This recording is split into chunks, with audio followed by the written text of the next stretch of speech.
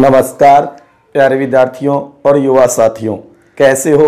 भगवान से यही दुआ करता हूँ आप स्वस्थ होंगे, अच्छे होंगे, खुश होंगे और अपने घरों में सुरक्षित होंगे। साथियों और प्यारे विद्यार्थियों, मैं होशियारमल स्वामी अपनी इस ऑनलाइन क्लास के अंदर आपका हार्दिक स्वागत करता हूँ, अभिनंदन करता हूँ। साथियों, आज हम बात करेंगे भारत का संवैधानिक इतिहास या विकास टॉपिक के ऊपर। बहुत ही महत्वपूर्ण है, जो कि देखा जाए यह टॉपिक भारतीय राज्य व्यवस्था का भी है और वैसे देखा जाए तो आधुनिक इतिहास का भी है। दोनों ही सब्जेक्टों में आता है। आधुनिक भारत का इतिहास पढ़ोगे तो भी ये टॉपिक आएगा, भारत का संवैधानिक इतिहास। जबकि आप भारतीय राज्य व्यवस्था पढ़ोगे, इंडियन पॉलिटी पढ़ोगे तो वहां पर भी आएगा कि भारत का संवैधानिक विकास किस तरीके से हुआ। क्योंकि प्यारे विद्यार्थियों, संविधान कोई एक दिन की उपज नहीं होता, उसके पीछे लंबा इतिहास होता है, उसके एक विकास क्रम की कहानी होती है। तो आज हम उसी के ऊपर चर्चा करेंगे विस्तार से। अति महत्वपूर्ण टॉपिक है प्यारे विद्यार्थियों, अंत तक बने रहिए मेरे साथ, बहुत ही उपयोगी है। वैसे हो सकता है ये टॉपिक बहुत से विद्यार्थियों का पढ़ा हुआ भी होगा, लेकिन आज इसके ऊपर विस्तार से चर्चा करेंगे। हो सकता है कुछ विद्यार्थियों को कम समझ में आया होगा ये टॉपिक, जो आपने बुकों में या आप कहोगे गाइडों में पढ़ा होगा, तो उसी के ऊपर आज हम विस्तार से चर्चा करेंगे मेरे प्यारे विद्यार्थियों। ठीक है ना, आ गई बात समझ में कि आज का हमारा टॉपिक रहेगा भारत का संवैधानिक इतिहास या विकास कह सकते हो। नाम सुने होंगे आपने, गाइडों में बुकों में पढ़ा भी होगा। 1773 का रेगुलेटिंग एक्ट, आ गई ना बात याद। उसी प्रकार आप देखोगे आगे चल करके 1909 मार्ले मिंटो सुधार अधिनियम, 1919 मॉन्टेग्यू चेम्सफोर्ड सुधार अधिनियम, 1935 भारत शासन अधिनियम, 1947 भारत स्वतंत्रता या स्वाधीनता अधिनियम। आगे ना बात समझ में। अब तो क्लियर है ना प्यारे विद्यार्थियों। तो आज हम उसी के ऊपर विस्तार से चर्चा करेंगे। ठीक है साथियों, तो देखो आप देखोगे सबसे पहले अगर इसके अंदर हम बात लेते हैं तो वह 31 दिसंबर 1600 ईस्वी में कहा जाता है कि ईस्ट इंडिया कंपनी की स्थापना हुई थी। ईस्ट इंडिया कंपनी की स्थापना हुई थी 100 व्यापारियों ने मिलकर के। क्योंकि हम पहले इसकी पृष्ठभूमि देखते हैं, किस तरीके से अंग्रेज या ये कहो ब्रिटिश लोग भारत में कैसे आते हैं। तो याद रखना कि अंग्रेजों का भारत में आगमन एक व्यापारिक कंपनी ईस्ट इंडिया कंपनी के द्वारा हुआ था। कहने का मतलब ईस्ट इंडिया कंपनी के व्यापारी बनकर के पहली बार अंग्रेज भारत में आए थे।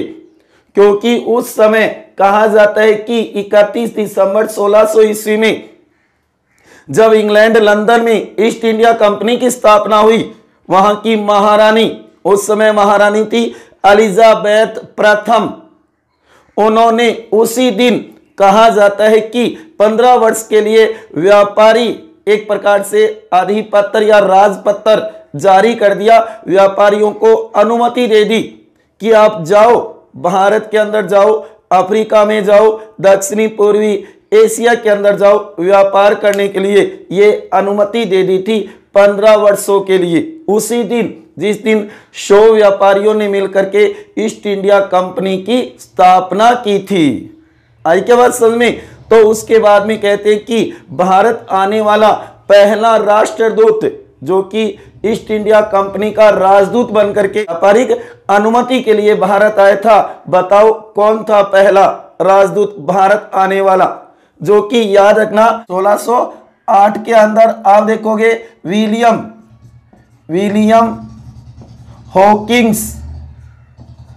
हॉकिंस भारत आने वाला पहला अंग्रेज राजदूत था, जो कि जहांगीर के दरबार में आया था। इस बात को नोट कर लेना, बहुत बार पूछा जाता है कि ईस्ट इंडिया कंपनी का पहला राजदूत भारत आने वाला कौन था? तो विलियम हॉकिंस था, जो व्यापार की अनुमति के लिए आया था जहांगीर के दरबार में। उस समय मुगल बादशाह कौन था? जहांगीर था। उसके बाद में आप देखो ये 1615 में सर थॉमस रो भी आएगा, जो कि 1616 के अंदर अजमेर में मुलाकात करेगा जहांगीर से। तो कहा जाता है कि जहांगीर ने इनको अनुमति दे दी थी। तो कहने का लो ईस्ट इंडिया कंपनी का भारत में आगमन हो गया था। यहीं से हम कह सकते हैं कि हमारे भारत के संवैधानिक इतिहास की कहानी शुरू हो जाती है। पृष्ठभूमि यहीं से बननी शुरू हो जाती है। पहले ईस्ट इंडिया कंपनी यहाँ पे व्यापार करेगी। भारतीयों को क्या पता था कि व्यापार के बाद में शासन करना, प्रशासन में भी हस्तक्षेप करेगी, और ऐसा ही हुआ। आगे आने वाले समय में देखा गया कि ईस्ट इंडिया कंपनी व्यापार के साथ साथ हमारे प्रशासनिक कार्यों में भी हस्तक्षेप करने लगी। उसके बाद में कहा जाता है कि ध्यान देना बहुत ही महत्वपूर्ण, 23 जून 1757 इसके 100 वर्ष बाद ही हमारी महान क्रांति 1857 की क्रांति, भारत का प्रथम स्वतंत्रता संग्राम हुआ था। तो कहा जाता है कि 23 जून 1857 को प्लासी का युद्ध हुआ था। प्लासी का युद्ध बहुत ही महत्वपूर्ण है, गौर करना साथियों। जो कि इस प्लासी के युद्ध में ब्रिटिश सेना, जिसका नेतृत्व तो कर रहा था रॉबर्ट क्लाइव। कौन कर रहा था? Robert Clive. और इसके सामने युद्ध लड़ रहा था जो कि बंगाल का नवाब सिराजुद्दौला। और कहा जाता है कि सिराजुद्दौला को रॉबर्ट क्लाइव ने हरा दिया। यहां अंग्रेज जीत गए, अंग्रेज वो जीत गए। इसके कुछ वर्ष बाद ही अति महत्वपूर्ण है, ध्यान देना, जो कि 22 अक्टूबर 1764 को बक्सर का युद्ध, दोनों ही इतिहास में पढ़े हुए होंगे, बहुत ही महत्वपूर्ण है प्यारे विद्यार्थियों, गौर करना। क्योंकि भारत का संवैधानिक इतिहास पढ़ोगे तो आपको पहले ये पृष्ठभूमि तो जरूर तैयार करनी होगी। पल्ले पढ़े को नहीं पढ़े, आ गई ना बात समझ में? गौर कर रहे हो ना इस बात पे? गौर करना। जो कि प्लासी का युद्ध 1757 में, जबकि बक्सर का युद्ध 1764 में हुआ था। जबकि यहां पे अंग्रेजी सेना का नेतृत्व तो कर रहा था मुनरो। जबकि याद रखना बंगाल का गवर्नर नहीं था, बंगाल का गवर्नर तो उस समय वेंसीटार्ट था। जबकि यहां पर सेना का नेतृत्व मुनरो कर रहा था। और उसके सामने 3 संयुक्त सेनाएं, जो कि उस समय बंगाल का नवाब था मीर कासिम, और अवध का नवाब था सुजाउद्दौला। वो सिराजुद्दौला था, ये सुजाउद्दौला है, ये बात भी नोट करना। और तीसरा होगा दिल्ली का मुगल बादशाह शाह आलम द्वितीय। इन तीनों की संयुक्त सेना और सामने थी अंग्रेजों की सेना। कहा जाता है कि तीनों संयुक्त सेना को अंग्रेजी सेना ने हरा दिया। तो यहां पर भी अंग्रेजों की जीत हो गई। दोनों ही युद्धों में अंग्रेज जीत गए। और कहा जाता है यहीं से उन्होंने व्यापारिक कार्यों के साथ साथ प्रशासनिक कार्य भी शुरू कर दिए। बहुत बढ़िया क्वेश्चन निकलता है कि अंग्रेजों का भारत पर पूर्ण आधिपत्य कब हुआ? तो याद रखना 1764 में हुआ था, बक्सर युद्ध के बाद। बक्सर युद्ध में जैसे ही अंग्रेज जीत गए, ये मानो भारत पर पूर्ण आधिपत्य स्थापित हो गया। ईस्ट इंडिया कंपनी यहां पर व्यापार के साथ प्रशासन कार्य भी शुरू कर देगी। आ गई ना बात समझ में? तो ये दोनों युद्ध हमें याद होने चाहिए। उसके बाद में देखा ब्रिटिश सरकार जो इंग्लैंड लंदन में थी, उसने सोचा कि जो ईस्ट इंडिया कंपनी भारत में व्यापार कर रही थी, उसने प्रशासनिक कार्य भी शुरू कर दिया। क्यों न उसके ऊपर नियंत्रण रखने के लिए, क्योंकि ईस्ट इंडिया कंपनी अपनी मनमर्जी करने लगी थी। यहाँ के जो अंग्रेज अधिकारी थे, ईस्ट इंडिया कंपनी के जो अधिकारी थे, वो भारत से धन लूट करके और इंग्लैंड में ले जाते और वहां पे अव्यवस्था फैला देते। इस कारण ब्रिटिश सरकार ने सोचा क्यों न इनके ऊपर नियंत्रण किया जाए। इसलिए कहा जाता है कि ईस्ट इंडिया कंपनी कैसे शासन करेगी भारत के अंदर, इसके लिए ब्रिटिश सरकार लंदन से कुछ नियम, कुछ कानून बनकर के आए, जिन्हें हम अधिनियम भी कह सकते हैं, जिनके आधार पर ही ईस्ट इंडिया कंपनी ने भारत के ऊपर शासन शुरू किया था, और उन्हें ही कहा जाएगा चार्टर एक्ट या अधिनियम, और वही बन जाएंगे भारतीय संवैधानिक इतिहास के चरण या सोपान। आगे ना समझ में कि ईस्ट इंडिया कंपनी यहां पर कैसे शासन करेगी, इसके लिए कुछ नियम, कुछ कानून कायदे, कुछ अधिनियम बनकर के आए थे, और वही बन जाएंगे भारत के संवैधानिक इतिहास या विकास के चरण या सोपान। और उसमें सबसे पहले आएगा नंबर एक गौर करना साथियों, जो कि 1773 ईस्वी का रेगुलेटिंग एक्ट, ध्यान देना, जो कि व्यवस्थापन कानून जिसको कहा जाएगा, ये होगा हमारे संवैधानिक विकास का पहला चरण, पहला सोपान। सबसे पहले यही कानून बन करके आएगा। अब तो समझ में आ गया ना साथियों, इस तरीके से कहानी बनी थी, क्योंकि संविधान कोई एक दिन की उपज नहीं होता। पहले ईस्ट इंडिया कंपनी के रूप में यहाँ पे व्यापारी आए, और उसके बाद में व्यापार शुरू कर दिया। धीरे धीरे देखा कि भारतीय तो भोले भाले हैं, क्यों ना इनके ऊपर शासन किया जाए, राज किया जाए, और धीरे धीरे हमारी प्रशासनिक, राजनीतिक, सामाजिक, धार्मिक सभी व्यवस्थाओं के ऊपर उन्होंने हस्तक्षेप शुरू कर दिया था। और उसके बाद में उन्होंने प्लासी का युद्ध जीत लिया अंग्रेजों ने, उसके बाद में बक्सर का युद्ध जीत लिया, और उसके बाद में तो भारत में प्रशासन करना शुरू कर दिया, अपना अधिकार क्षेत्र बढ़ाना शुरू कर दिया था प्यारे विद्यार्थियों। और धीरे धीरे देखा गया कि भारतीयों के हर क्षेत्र में दखल अंदाजी करने लगे। तभी तो कहा जाता है कि प्लासी के युद्ध के 100 वर्ष बाद, क्योंकि भारतीयों ने 100 वर्ष तक देखा कि अंग्रेजों ने बहुत अत्याचार किया, भारतीयों को बहुत ही सताया हर क्षेत्र में, चाहे वो धार्मिक हो, सामाजिक हो, राजनीतिक हो, आर्थिक हो, यहां तक कि सैनिक क्षेत्र में भी। इसलिए ही तो वो उपद्रव हुआ था, विप्लव हुआ था, 1857 की क्रांति। इसके 100 साल बाद 1857 की क्रांति, यही तो कारण थे, क्योंकि 100 साल तक अंग्रेजों ने भारतीयों के ऊपर बहुत ही अत्याचार किए थे। तो आगे बात समझ में, तो कहने का मतलब भारत में जो कि अंग्रेजों का आगमन किससे होता है, ईस्ट इंडिया कंपनी के माध्यम से होता है, जो कि 31 दिसंबर 1600 में ईस्ट इंडिया कंपनी की स्थापना हुई थी लंदन के अंदर। 100 व्यापारियों ने मिलकर के की थी।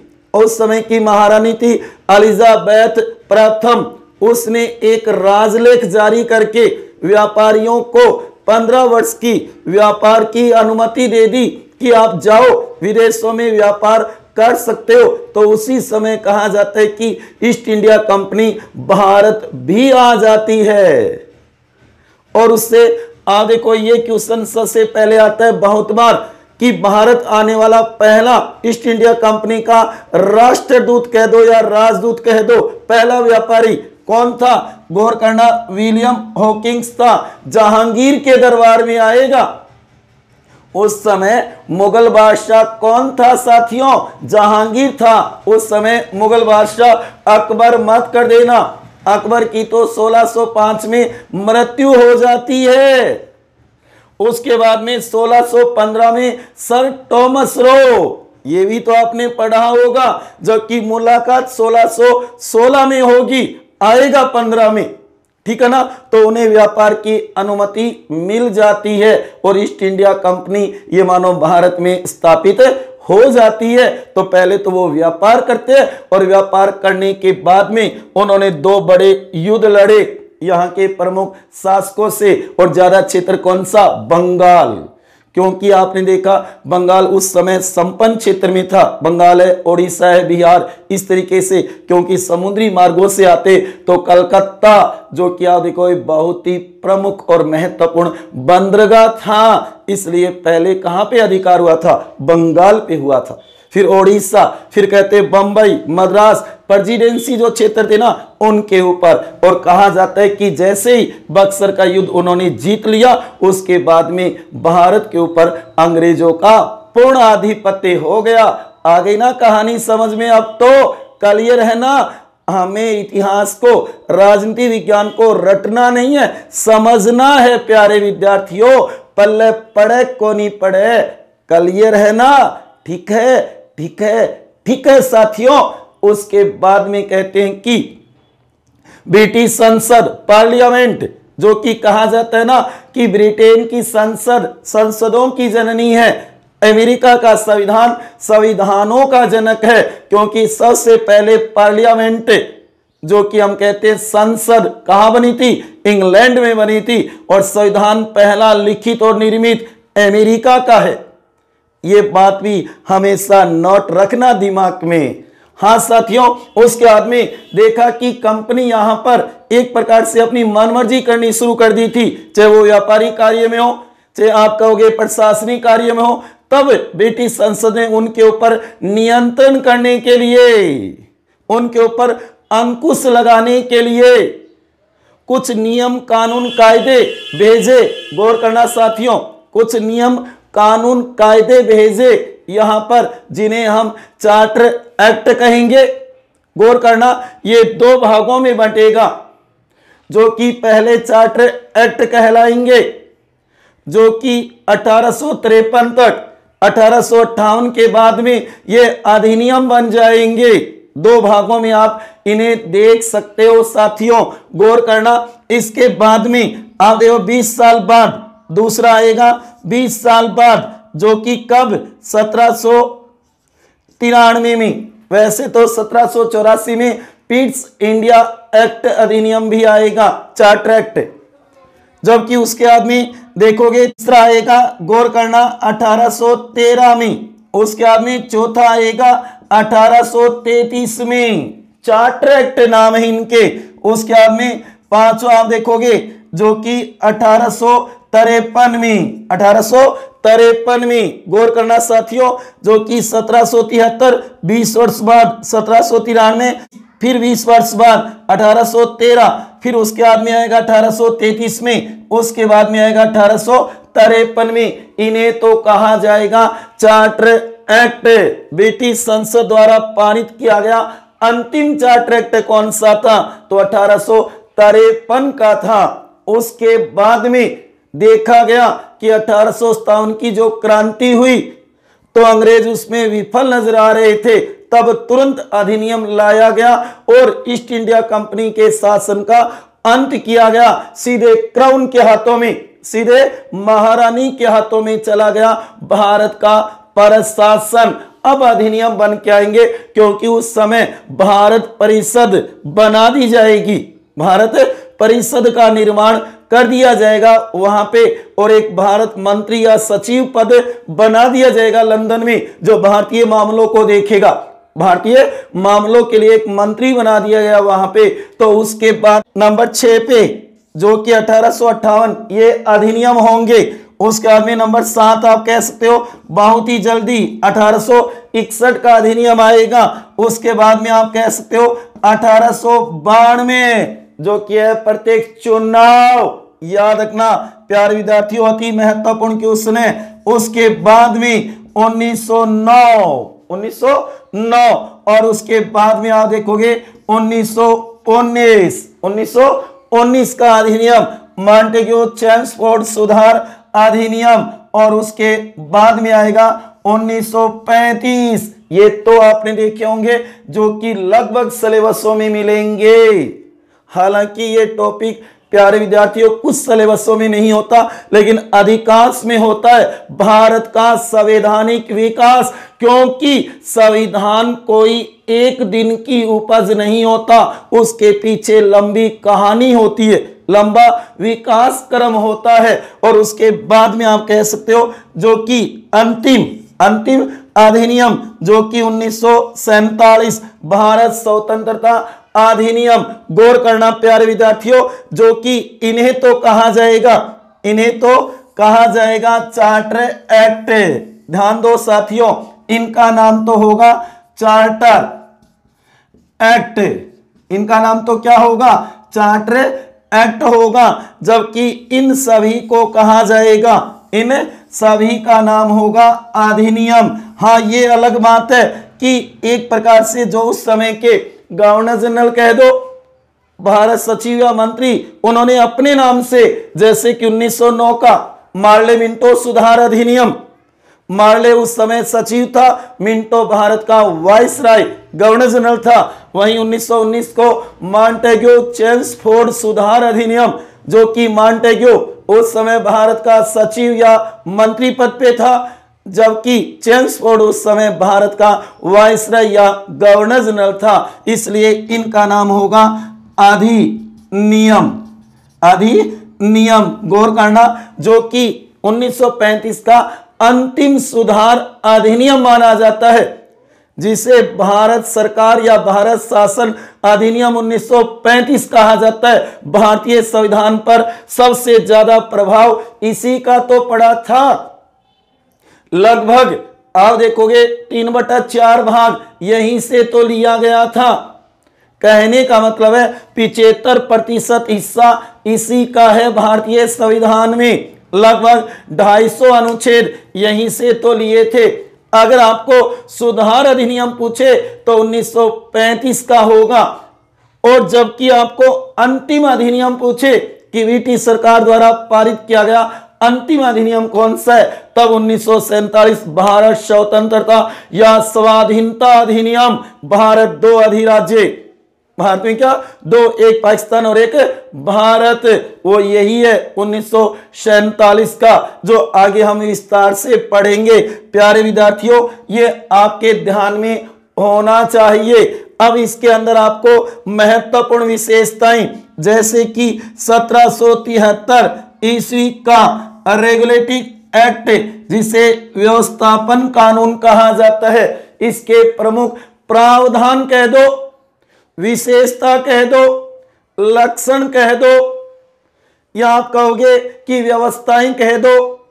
कहने के लोग कौन कौन से प्रावधान किए गए, इसे गौर करना साथियों, जो कि नंबर 1 बहुत ही महत्वपूर्ण है। जो बंगाल का गवर्नर था ना, उसे बंगाल का गवर्नर जनरल बना दिया। अच्छी प्रकार से सुनना प्यारे विद्यार्थियों, अति महत्वपूर्ण बातें हैं, बहुत बार एग्जाम में पूछ ली जाती है, इसलिए गौर करो पल्ले पड़े के। ठीक है ना साथियों, तो गौर करना, जो बंगाल का गवर्नर था उसे बंगाल का गवर्नर जनरल बना दिया, जो कि बंगाल प्रेसिडेंसी, बंबई प्रेसिडेंसी और मद्रास प्रेसिडेंसी, इन तीनों का एक साथ यही होगा, और बंगाल कलकत्ता से ही प्रशासन होगा। जो कि बंगाल का अंतिम गवर्नर हम कह सकते हैं वारेन हेस्टिंग्स था, उसी को ही बंगाल का गवर्नर जनरल बना दिया, वारेन हेस्टिंग्स को। गौर करना साथियों, बंगाल का पहला गवर्नर जनरल कौन था, वारेन हेस्टिंग्स था। जबकि हम भारत का मान लेते हैं, जबकि भारत का तो यहां पे आएगा विलियम बेंटिंग होगा, गौर करो। लेकिन इसको इसलिए मान लिया जाता है क्योंकि वह बंगाल, बंबई और मद्रास तीनों का होता है, तीनों का संयुक्त रूप से होता है, तब उसे भारत का भी मान लिया जाता है। लेकिन संपूर्ण भारत का तो 1833 के चार्टर एक्ट में बनेगा, संपूर्ण भारत का लॉर्ड विलियम बेंटिंग। आई बात समझ में? तो गौर करना, पहला प्रावधान, पहली विशेषता पहली व्यवस्था, पहला लक्षण, कोई भी शब्द आ सकता है। बस इन्हीं चार्टर एक्ट और अधिनियमों की यही तो बात आपको समझनी है प्यारे विद्यार्थियों, गौर करो, अति महत्वपूर्ण है। नंबर 1 क्लियर है ना? बंगाल के गवर्नर को बंगाल का गवर्नर जनरल बना दिया और वारेन हेस्टिंग्स बन जाएंगे पहले गवर्नर जनरल बंगाल की। उसकी सहायता के लिए, उसकी सहायता और सलाह देने के लिए 4 सदस्यों की एक परिषद बना दी जाएगी। 4 सदस्यों की एक परिषद जिसका कार्यकाल 5 वर्ष होगा। क्लियर है? उसके बाद में नंबर 3 जो कि एकीकरण प्रक्रिया शुरू कर दी गई, जो कि बंगाल, बंबई और मद्रास प्रेसिडेंसी को संयुक्त कर दिया गया। उसके बाद में नंबर 4 जो कि कंपनी के ऊपर ब्रिटिश संसद का नियंत्रण कायम कर दिया कि ब्रिटिश संसद तय करेगी क्या करना है क्या नहीं करना कंपनी के ऊपर, ईस्ट इंडिया कंपनी के ऊपर। उसके बाद में आप कह सकते हो नंबर 5 कलकत्ता में एक सुप्रीम कोर्ट, सर्वोच्च न्यायालय की स्थापना कर दी गई। इस एक्ट के द्वारा 1773 के एक्ट के द्वारा 1774 में कलकत्ता में एक सुप्रीम कोर्ट बनाया गया, जो कि कहा गया कि इसमें 3 तो न्यायाधीश होंगे और एक मुख्य न्यायाधीश होगा, कुल 4 होंगे और मुख्य थे, उनका नाम याद रखना, एलिजा इम्प्रे। मुख्य कौन थे? एलिजा इम्प्रे थे, ध्यान देना साथियों। जबकि उस समय ब्रिटेन के प्रधानमंत्री कौन थे? ब्रिटेन के प्रधानमंत्री कौन थे? तो ध्यान देना, लॉर्ड नॉर्थ कुक थे। लॉर्ड नॉर्थ कुक थे उस समय। उन्होंने ही तो ये अधिनियम लाने के लिए बिल या विधेयक प्रस्तुत किया था। पहले वहां पे लोक सदन में, फिर उसके बाद में लोकसभा में जाएगा और उसके बाद में ये अधिनियम बन करके आया था। गौर करना साथियों, अति महत्वपूर्ण है। 18 मई 1773 को तो लॉर्ड नॉर्थ कुक ने प्रस्तुत किया, पेश किया वहां के लोक सदन में। जैसे हमारे यहां लोकसभा है, वहां पे भी प्रथम सदन है, उसका नाम है कॉमन ऑफ हाउस, जो कि लोक सदन। उसके बाद में 10 जून 1773 को वह पारित हो गया लोक सदन में। उसके बाद में गया लोकसभा में और लोकसभा ने भी उसे पारित कर दिया। फिर वो अधिनियम बन करके भारत आता है। आई क्या कहानी समझ में? बहुत ही महत्वपूर्ण है। इसमें पहली विशेषता तैयार कर लेना और 5वीं याद हो तो कलकत्ता में एक सुप्रीम कोर्ट बनाया जाएगा। कलकत्ता में एक सुप्रीम कोर्ट बनाया जाएगा और कब? आपने देखा 1774 में। कितने न्यायाधीश? एक मुख्य होगा, 3 अन्य, कुल 4 होंगे।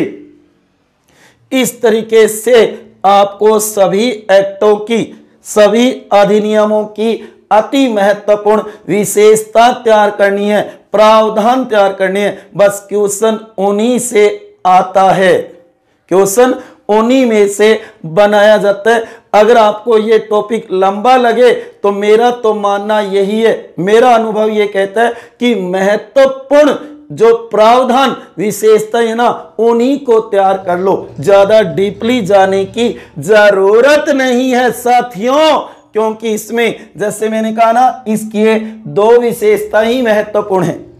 उसके बाद में इसमें देखा जाए तो एक विशेषता कि कंपनी के कार्यकाल को 20 वर्ष बढ़ा दिया गया था, 20 वर्ष बढ़ा दिया गया था, ये महत्वपूर्ण कही जा सकती है। उसके बाद में इसमें शिक्षा के ऊपर 1 लाख रुपए प्रति वर्ष खर्च करने का प्रावधान किया गया था, ये अति महत्वपूर्ण है। इसके अंदर एक तैयार करना है तो याद रखना, जो बंगाल का गवर्नर जनरल था उसे संपूर्ण भारत का गवर्नर जनरल बना दिया गया।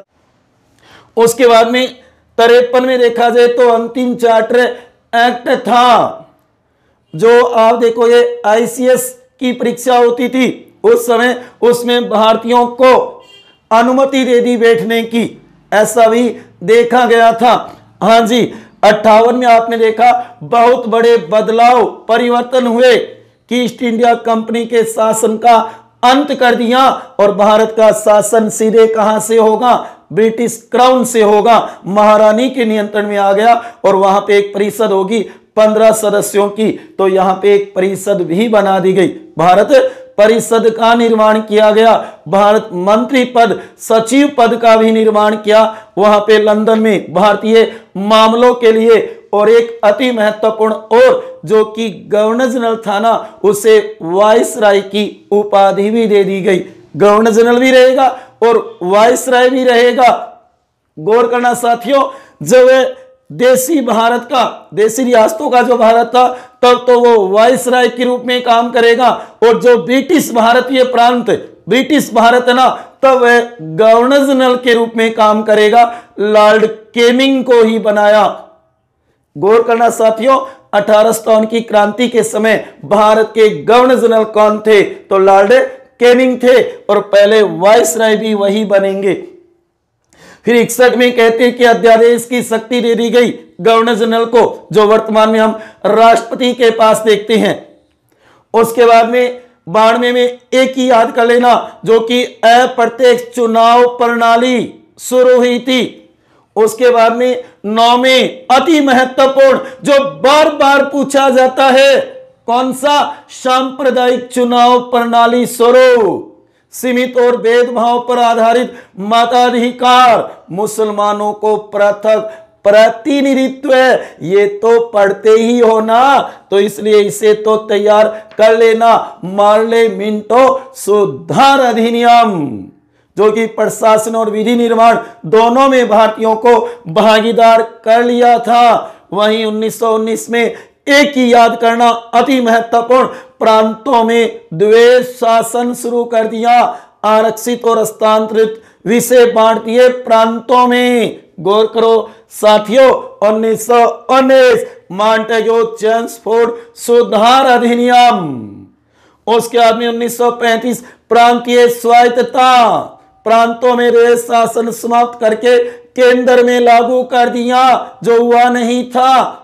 अखिल भारतीय संघ की स्थापना कर दी गई थी।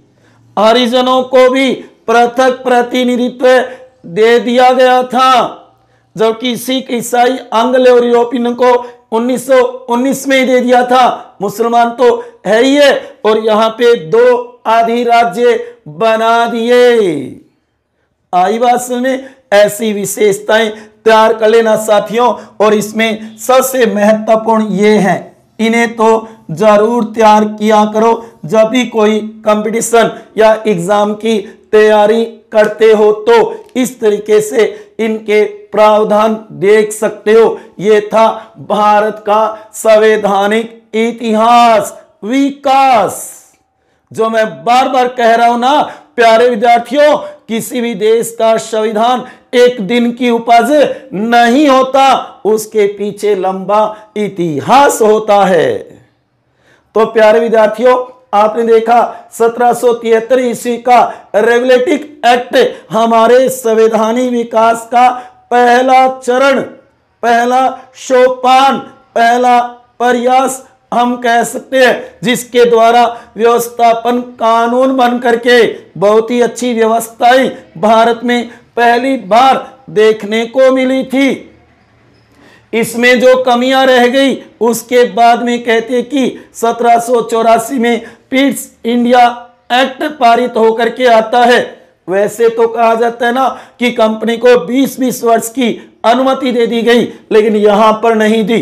53 में देख लिया था कि भारत में उपद्रव फैलने लगा था, भारतीयों में राष्ट्रीयता की भावना आ चुकी थी, अंग्रेजों को पता चल चुका था कि अब हम ज्यादा दिन यहाँ पे नहीं रह पाएंगे, अब तो भारत को छोड़ना ही होगा। गौर करो साथियों, जो कि कहा जाता है ना कि लगभग 200-250 वर्ष तक अंग्रेजों ने भारत को उपनिवेश बनाए रखा। हम अंग्रेजों के गुलाम रहे थे। और अंत में देखा आपने, हमारे कई महत्वपूर्ण स्वतंत्रता सेनानी, हमारे कई महत्वपूर्ण राष्ट्रीय आंदोलन के नेताओं ने अपना सर्वस्व न्यौछावर करके और हमें आजादी दिलाई थी।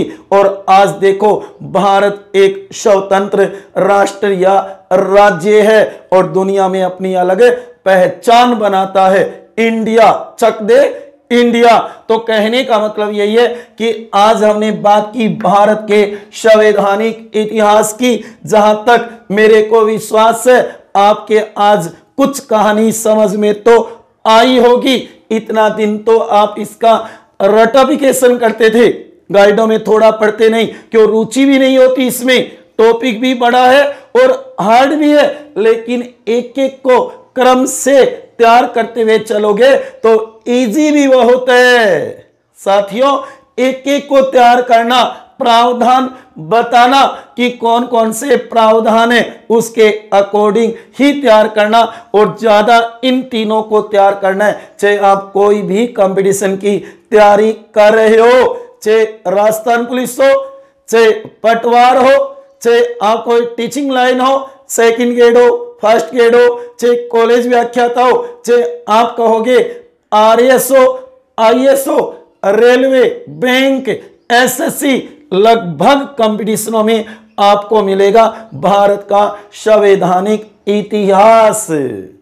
आई बात समझ में? ठीक है साथियों, तो आज इतना ही देखेंगे, मिलते हैं अगली क्लास में। तब तक खुश रहिए, हंसते रहिए, मुस्कुराते रहिए, प्रेम से मस्त रहिए।